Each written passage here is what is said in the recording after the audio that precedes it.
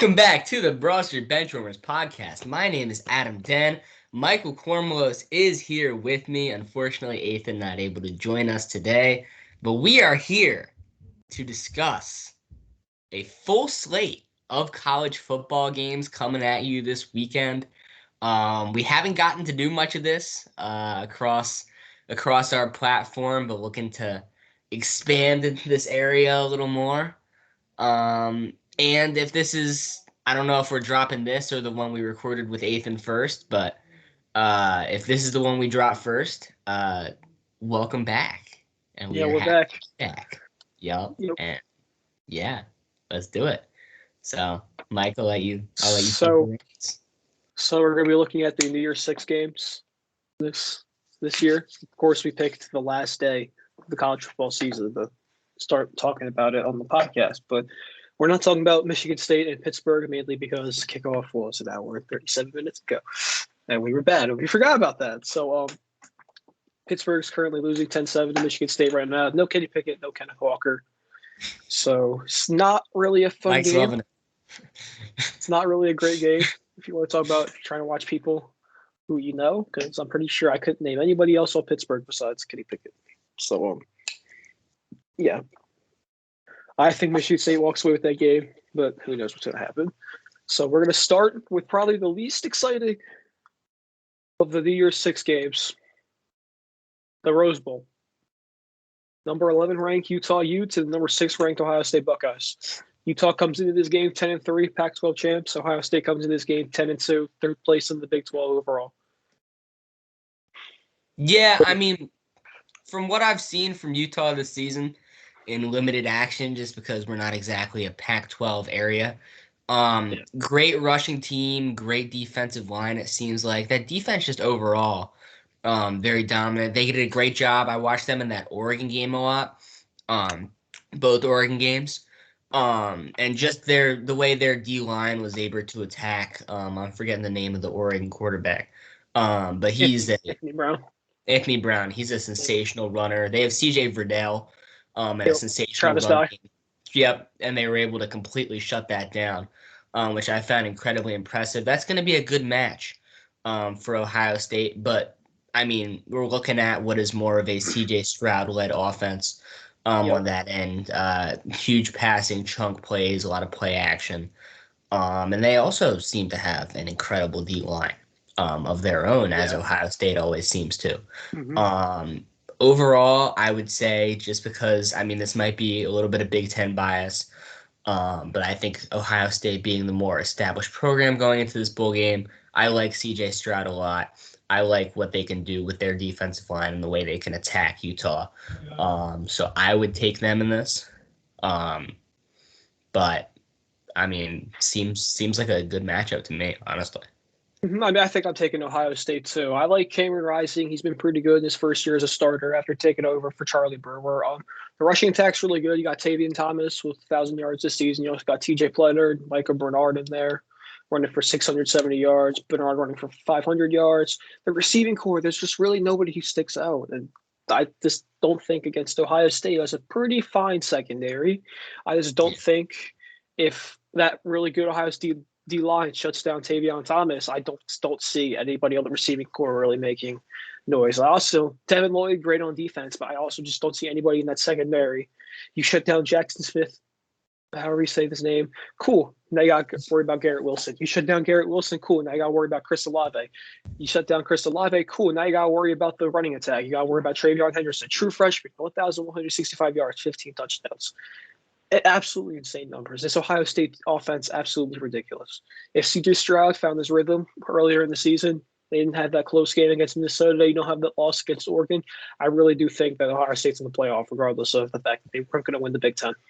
And if we're talking about NFL draft prospects, and you were talking about Garrett Wilson and Chris Olave earlier, two fantastic guys if you're looking for a receiver. Garrett Wilson with his ability, almost, I mean, I don't want to say Alshon Jeffrey, because that's a little taboo right now, but Alshon Jeffrey, like, with his ability to take the top over a defense, huge physical guy who can catch over people.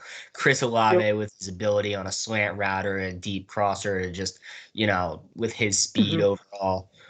take a top off of defense. Both incredibly well-rounded guys overall, though, and who I think could make great receivers in the NFL and continue the Ohio State Buckeyes trend of doing so. Yeah, but I mean, I think Garrett Wilson is my wide receiver 1. Olave is my wide receiver 3. So I mean, really, plenty of okay. star-studded potential on that wide receiver core. And then Jackson Smith and Jigba is going to be one of the best wide receivers in the league next year. That's who I was in college football next year. Yep. He's going to be the Jamar Chase of 2022 NFL. No, 2023 NFL draft. I think you're going to see teams taking him in the top 5 possibly. Well, when I'm thinking about wide receivers in this draft, though, and I know we're going to talk about Bama later, so maybe I'll save this. I'll save this for Bama. Yeah. So there you go. Those are our picks. We both think Ohio State is going to beat Utah. Now we're going to go into the next one. We're going to the All-State Sugar Bowl. This is on New Year's Day, 8:45 p.m. on ESPN. You have Ole Miss coming in number 8, 10-2 against number 7 Baylor, 11-2. Your Big Ten champs. What are you looking for in this game? I mean, honestly, this is the most excited I am for any of these New Year's games, and that sounds insane to say considering we have 2 college football playoff matchups, but I am incredibly interested in seeing what Matt Corral can do against what looked like incredibly vaulted Baylor defense in that Big 12 championship game. This is Matt Corral's playing. Huh? Is Matt Corral playing? Who's playing? Is Matt Corral playing, or did he opt out? He opted out? No, I was just making sure he was playing. He's playing. I think he's playing. Yeah, he is. I just checked. I was just scared. I was like, oh, okay. Yeah, I thought he was playing. Yeah. That way made this a lot more boring. Yeah, I was gonna change my entire take after that. Wow. But yeah, I mean, I think for me, especially as an Eagles fan, and maybe you as a Texans fan, I know we watch the other podcast if it's not out yet, and we'll have this discussion about quarterbacks in the NFL draft. But Matt Corral is an incredibly exciting prospect with his arm talent, his ability to escape the pocket, maneuver the pocket, his ability to throw on the run the football itself. Just an all-around. I mean, he may not have the intangibles physically of, say, a top elite prospect, but he has all, the statistical things that you would look for. So I'm very interested to seeing him against what, would be somewhat comparable to an NFL defense in Baylor, with the different, schemes that they were able to throw out. Their secondary, which seems to be incredible, linebacker core, which is incredible. So I'm very interested to see that matchup overall, and to be able to better evaluate him. I feel like not only just for my team, but for NFL draft coverage overall.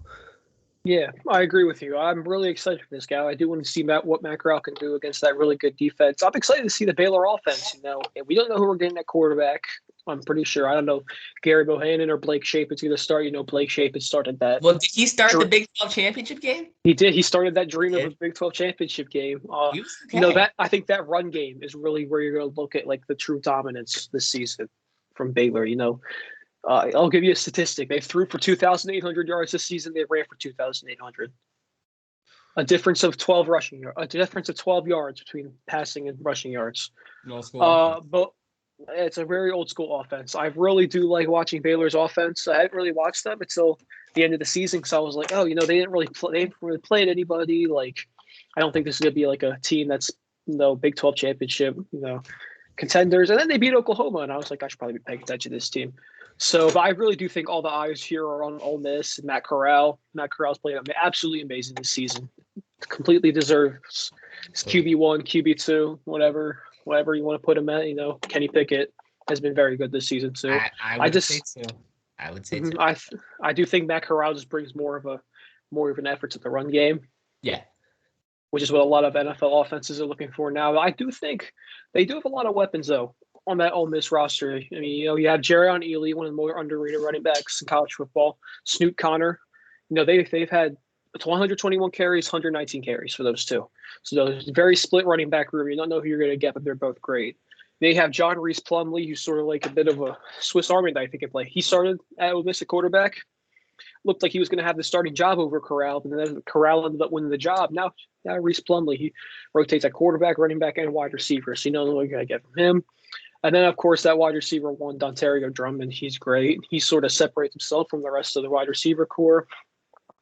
In this game, though, I do think I'm going to take Baylor. I think that Baylor defense is going to be able not to shut down Matt Corral, but definitely stop him. I think they're going to be able to stop the run game and contain Matt Corral somewhat to the point where they can get either Gary Bohannon or Blake Sheppen going. I do think that Baylor's going to win because of that. I am Unless gonna Baylor's flip it. offense can't get going.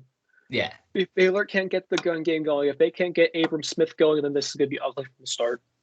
I'm gonna flip it. I'm gonna take Ole Miss. Just because I am so high on Corral and his potential, the playmakers that you discussed just there.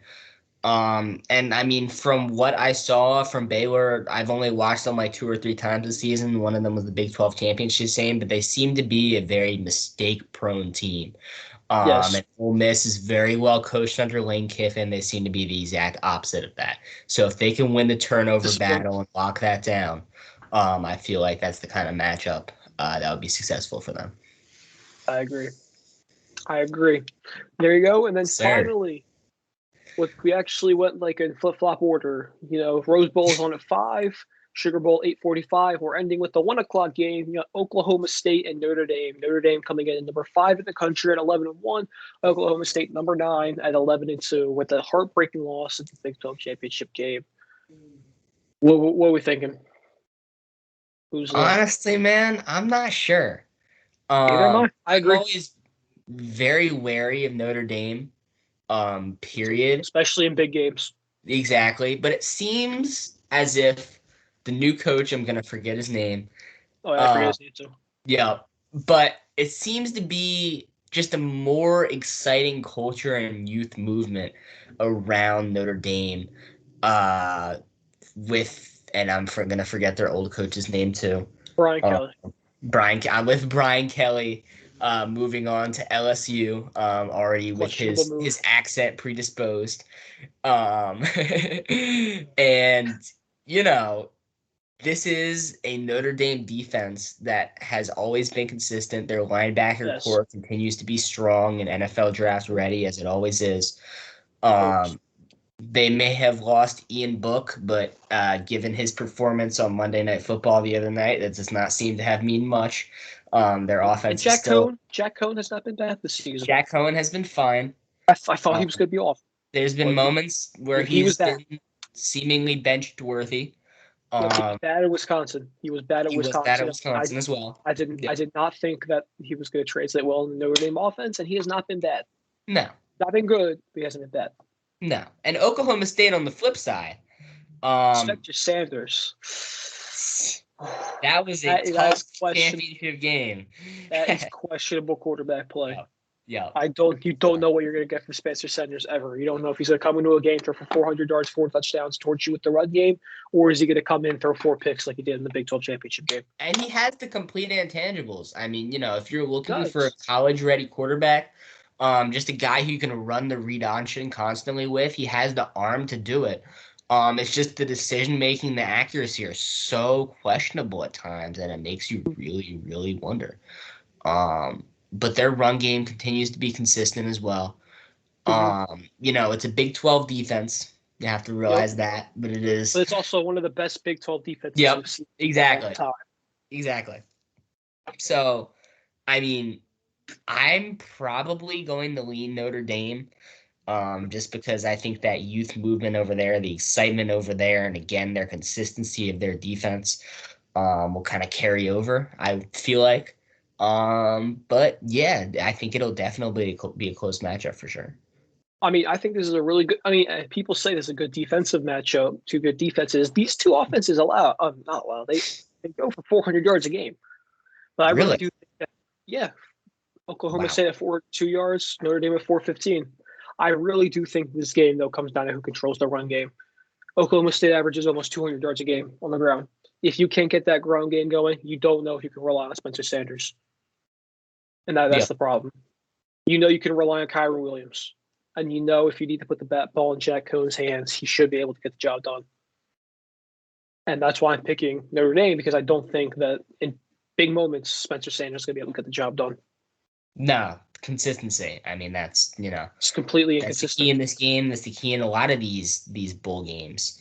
Um, so yeah, I mean, I completely agree. It's you think Notre Dame's gonna win? I think Notre Dame's gonna win. Yep. I think it's either gonna be a really close game, or I just think that it's completely done for. Yeah. I mean, it'll probably be, 17-13 and turnover prone slugfest. But I Yep. think they will win the game, and I think it'll be good Mhm. football. All right, now we're moving on to the big games everyone wants to talk about: college football playoff. And we will start with the Goodyear Cotton Bowl Classic, number 4 ranked AAC championship champions, Cincinnati Bearcats, the first Group of 5 team to ever make the college football playoff.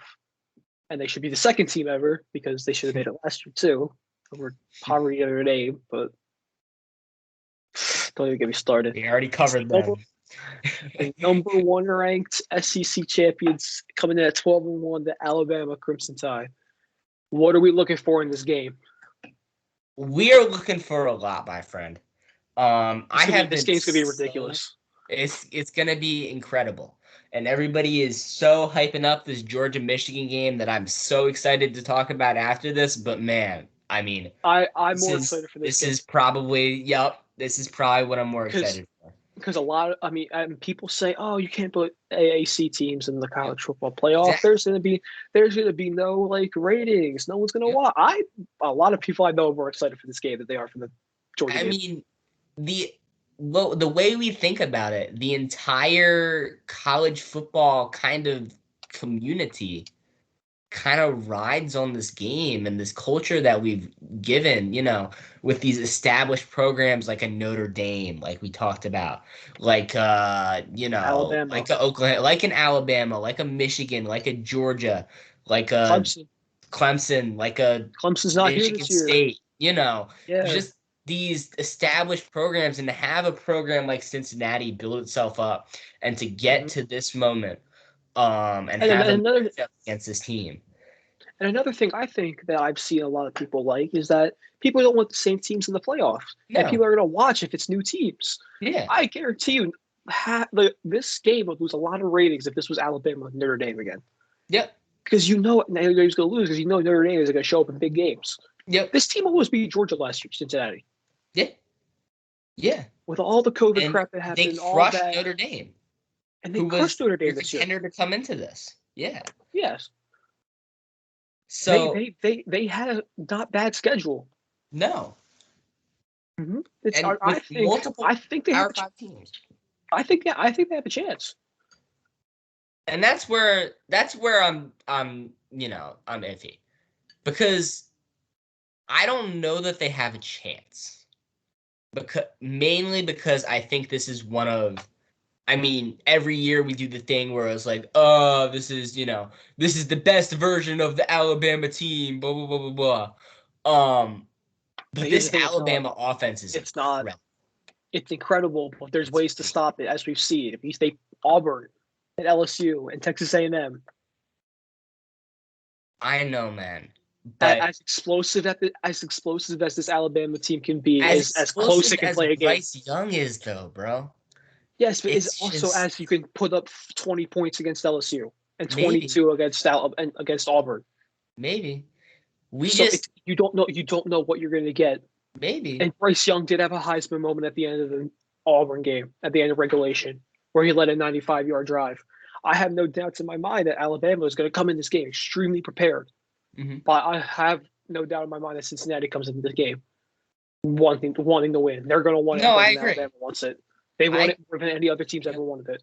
Yeah, but we take that Georgia team, and I thought that Georgia team was one of the best college football playoff teams I've ever seen with that linebacker core that they were bringing in. And we'll talk about them, blah, blah, blah, blah. And Alabama just came in, and the way they were able to throw the football against them, and the way Bryce Young and his ability to maneuver the pocket at his young age, and his decision-making, and the way he was able to lead that offense, and the receivers that they do have, talking about John Mechie, Jamison and Williams. Jameson and guys like Wide that. receiver 2 in that draft class. Yep. Telling you. Yep. And I think there's a serious argument to be made, one, for real. It's incredible. And then that D line that everybody, the Alabama D line, it's not as incredible this year. It's still damn good. It's still very, very, very talented and very good. That secondary, I do think, is a little worse. I do. They lost some guys in the draft, especially Surtain. But still incredible in the way they performed in that game. And I do feel like this is the team that we have to look at as our championship favorite. And that is the only reason why I'm hesitant to crown Cincinnati right now. Oh, I agree. But I also want to point out that everybody calls Cincinnati a defensive team. They're scoring 40 points a game. No, totally. And they're going for 430 yards a game. Totally. So and Desmond Ridder at the helm of that? Yes, awesome. This team is capable of having an explosive, just exploding on you and going insane. But then on the other side, you have one of the most talented programs ever. Alabama, you have Bryce Young, one of the Heisman quarterback, 43 touchdowns, 4 interceptions. Absolutely ridiculous. If you're secondary, the key to winning this game is stopping Jamison Williams. And right across Jamison Williams could be Ahmad Gardner, one of the best corners in college football. And that is going to be one of the best position matchups we've seen in recent college football history. Just straight one-on-ones the whole game. It's going to be beautiful. And who's going to win? Is he going to get locked down? I mean, Ahmad Gardner hasn't allowed a touchdown in his career at Cincinnati. Yeah. Directly. Yeah. And you think about the guys last year, that Georgia offense, the playmakers in that Georgia offense last year. Yeah. You think about and they were right there with them. 20. What? They held them 21 points, something like that. Mm-hmm. They were right there. I think the key to this game is stopping Alabama's passing game. I think that's the key that Cincinnati has to do to win this game. If they can't stop the pass, then it's just over for them. Yeah. And I don't even know. They also need to exploit Alabama's secondary, because right now you have a true freshman in there as your best corner. Kool-Aid McKinstry is your best corner.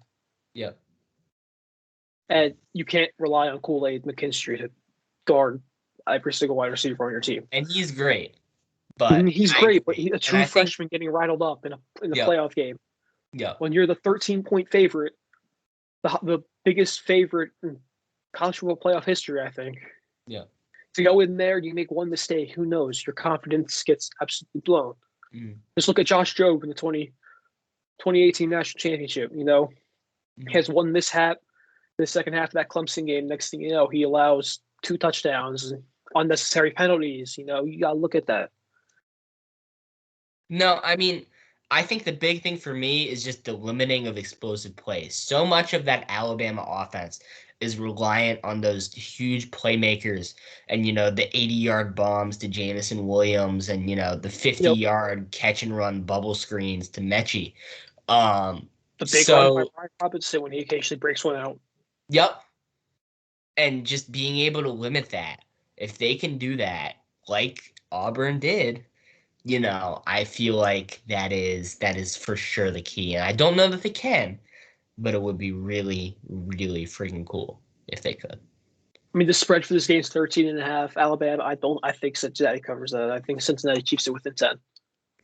I would say what I said. I said 34-17 in pre-production. So I would keep that. I just think you need to get that running game going too. Ford has 19 touchdowns this season. He's been a part of this offense. I just think that you really need to get this offense rolling and control the tempo of the game. Yeah.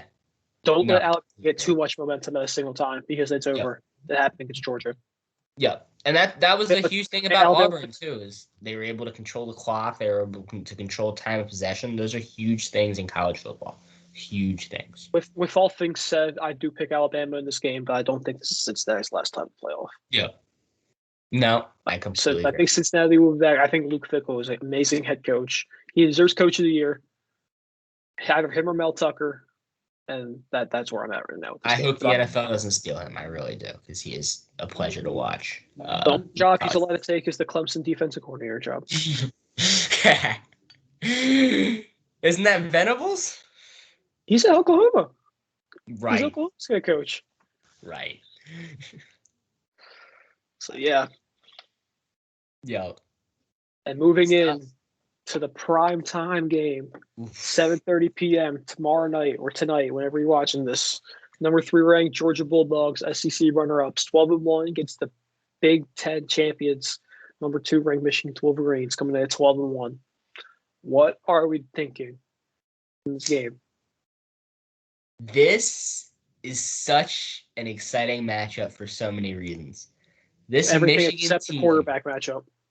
That's the only reason. I honestly think K-Back McNamara versus Stetson Bennett might be the worst. That's, matchup we've of ever all seen. the ones we've talked about, it might Spencer Sanders. I take it back. Spencer Sanders in the college football playoff. Oh, okay, in the college football ever in the college football playoff. Oh, I think it's almost. Oh, I mean, are we going to take JT Barrett versus Blake Sims in 2014?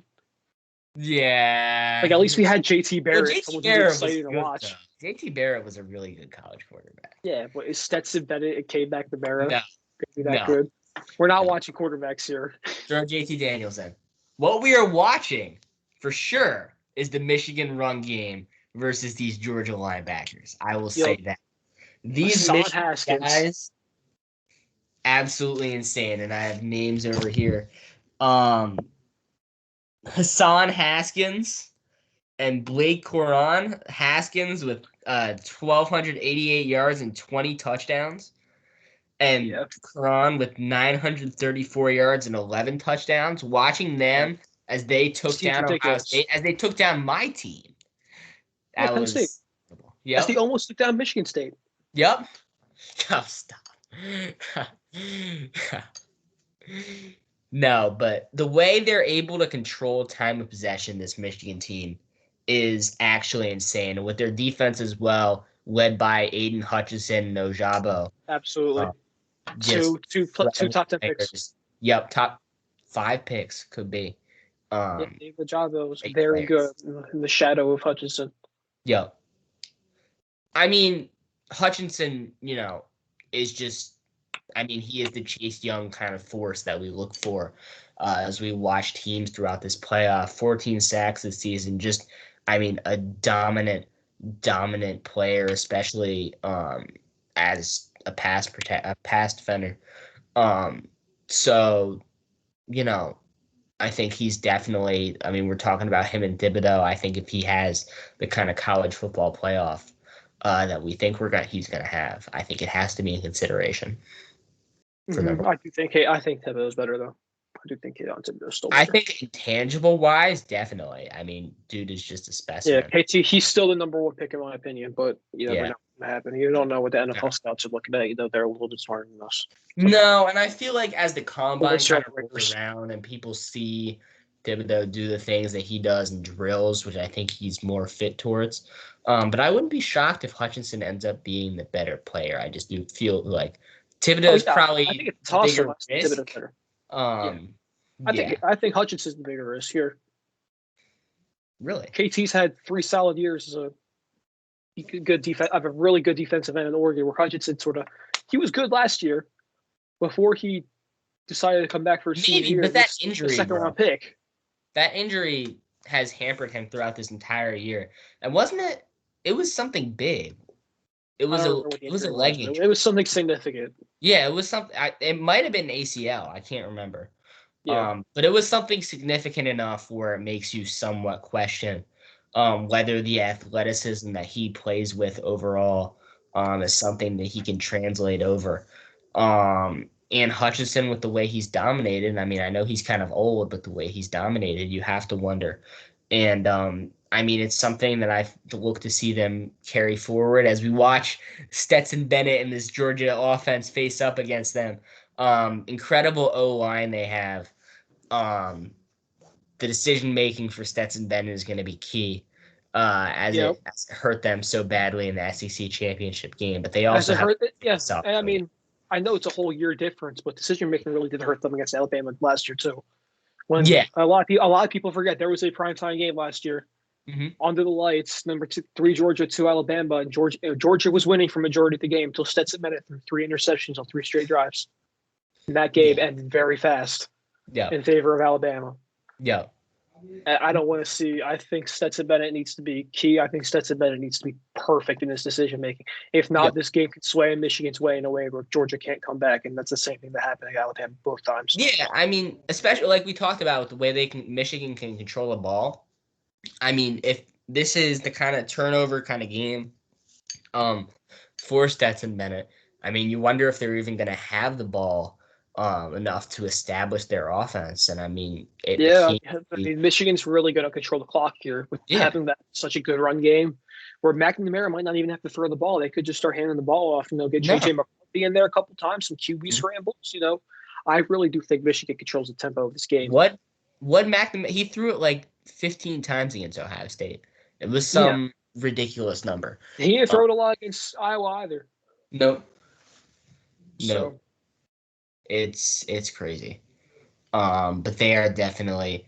I mean, we just did all that talking about Alabama, but if either of these teams manages to establish what they're so good at, Michigan through their run game and being able to just simply control teams, Georgia with their defense, especially their defensive line, the secondary pressure they're able to create, and then that linebacker core overall, their ability to just destroy run games everywhere. Um, yeah, I wouldn't be surprised if either of them could take it to Alabama, even though Alabama is I still my favorite. I think Michigan wins just based off pure skill, Yes. and this is the better team. But I wouldn't be surprised if Georgia's more experienced in big Yeah. games like this. Yeah. When it comes to SEC championship games, when it comes to bowl games, when it comes to more primetime games, being in the better conference, being in the SEC, playing Alabama in the regular season, playing Florida every year, which it wasn't a great game this year, but still, it's a big stage to play in. Where Michigan really gets that one game every year that they Yeah. have to play in the Ohio State game. That's where I think Georgia could take them over when it comes to experience. But I do I'm going think to Michigan say takes this game. 31-30 Michigan. I completely agree with you. I think it's going to be It's close. incredibly I close. think it's gonna be one of the greatest semifinal games ever. It'll be Yeah. up there with Oklahoma, Georgia, and Ohio State, Clemson as the top three games Yeah. ever in college Totally football. agree. Very Or excited. this could be a terrible game. Yeah.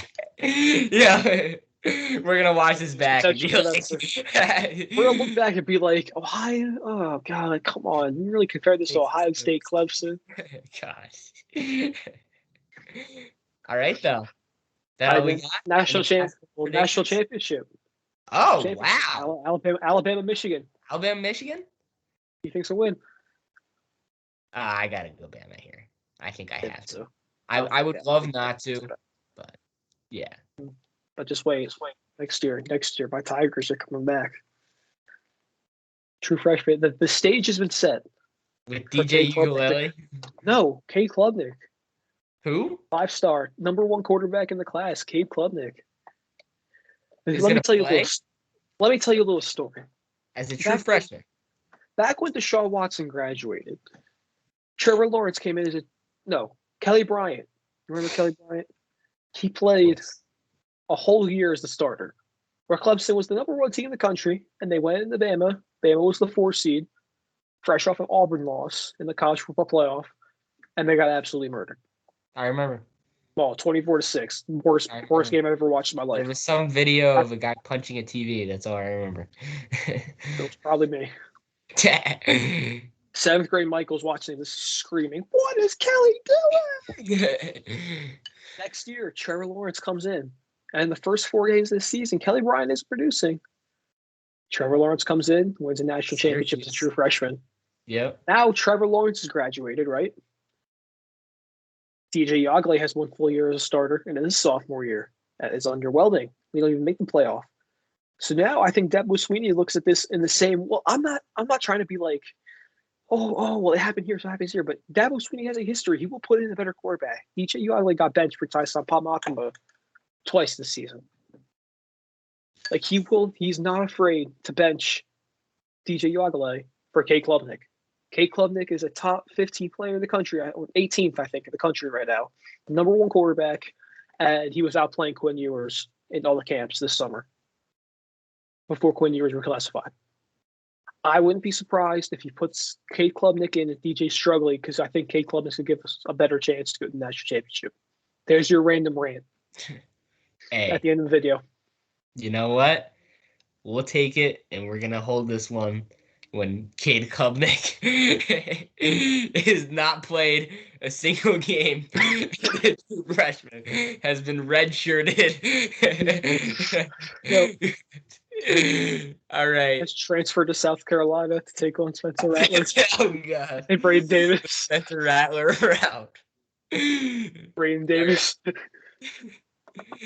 Thank you guys for listening, and as always, fire Ben Simmons. Woo. Woo.